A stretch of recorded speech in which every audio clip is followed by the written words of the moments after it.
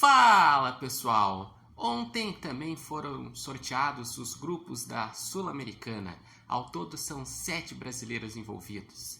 E eu diria que, tirando um que outro grupo mais difícil, os brasileiros se deram bem nesse sorteio.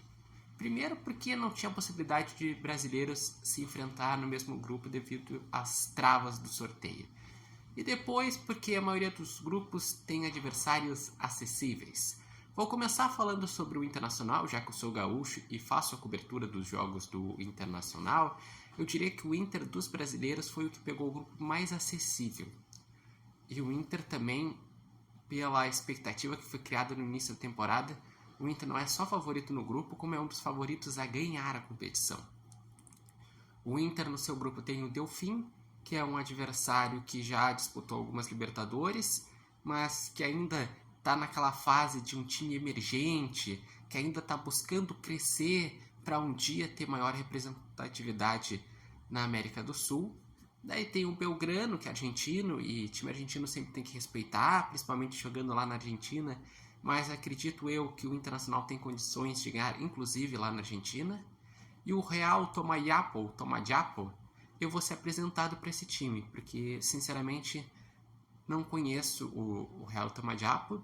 Pelo que informaram no sorteio, é um time da Bolívia, mas que não tem tanta altitude. Belgrano é da Argentina, Delfim é do Equador. Certo.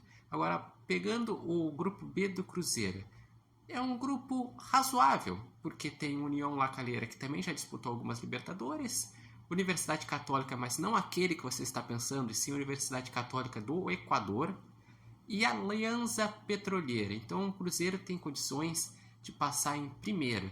E em segundo lugar, talvez fique o União La Calera. No grupo do Inter, sinceramente, eu acredito que vai ser o Belgrano em segundo lugar. Mas só na hora dos jogos que vamos ter maior certeza. Daí, o grupo mais difícil dos brasileiros é o do Fortaleza. Porque tem Boca Juniors, que é um adversário tradicional, multicampeão na Libertadores, também ganhou as suas Sul-Americanas. E também vai ter um adversário que tem altitude, que é Nacional Potosí. Então é time tradicional da Argentina, mais altitude. Daí tem o Sportivo Trinidense, que daí corre por fora, mas creio eu que Boca Juniors e Fortaleza vão disputar a primeira posição, e daí um deles vai ficar em segundo e vai para os playoffs, que vai enfrentar os terceiros lugares da Libertadores. Acredito que o Boca fica em primeiro e Fortaleza fica em segundo. Daí no grupo E, o Atlético Paranaense também pegou um grupo bem acessível. Tem o Danúbio, que é mais difícil, que é uruguaio, que tem uma certa tradição, mas o resto é Sportivo Ameliano e Raio Zuliano. Então são dois times mais desconhecidos do público. Então o Atlético deve passar em primeiro e o Danúbio ir para os playoffs. O grupo do Corinthians é um pouquinho mais complicado, mas também acessível. Argentinos Júniors, que o Corinthians inclusive jogou contra Argentinos Júniors na Libertadores passada e acabou se dando mal, mas o Corinthians acredito que para essa temporada chega mais forte com o Antônio Oliveira.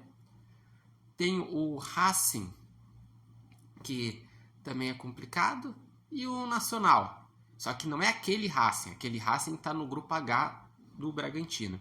Então acredito que o Corinthians deve passar em primeiro e o Argentinos Júnior ficar em segundo. E o Nacional do Paraguai pode ser que dê uma incomodada. Daí o grupo G do Cuiabá, esse eu diria que o Cuiabá se deu mal. Porque tem o Lanús, que tem a sua tradição em Sul-Americana e também na própria Libertadores, que já chegou a uma final. Daí tem o Metropolitanos, que estava no grupo do Inter da Libertadores do ano passado, então esse é acessível. E tem o Deportivo Garcilasso. Eu vejo que a chance do Cuiabá é tentar ficar ali em segundo, ganhando os jogos em casa, porque é difícil jogar lá em Cuiabá. E é isso aí. Se der muita sorte, se fizer uma grande campanha, pode ser que termine em primeiro e se classifique direto. Mas eu tenho minhas dúvidas se passa Cuiabá ou Garcilasso em segundo. E, além disso, tem o grupo do Bragantino, que o Bragantino tem experiência na Sul-Americana, já chegou a uma final, mas é um grupo difícil. Eu acredito que o Racing deve passar em primeiro nesse grupo. Não conheço o Coquimbo Unido. O Sportivo Luquenho não tem muita tradição, então acredito que é Racing em primeiro, Bragantino em segundo. E só tem um grupo que não envolve brasileiros, que é o grupo A, que tem Defensa e Justiça, que já foi campeão da Sul-Americana, Independente Medellín, que é um time mediano, mas que é chatinho, já enfrentou inclusive o Internacional mais recentemente, Universidade César Vallejo, que é um time emergente, e o Always Red, que é chato jogar lá na altitude. Então, vocês, o que acharam desses grupos da Sul-Americana? Estão acreditando nos brasileiros? Deem seus palpites aqui, quem passa em primeiro, quem fica em segundo e vai para o playoff. E não se esqueçam de acompanhar os conteúdos do canal Repórter Matheus Wolff.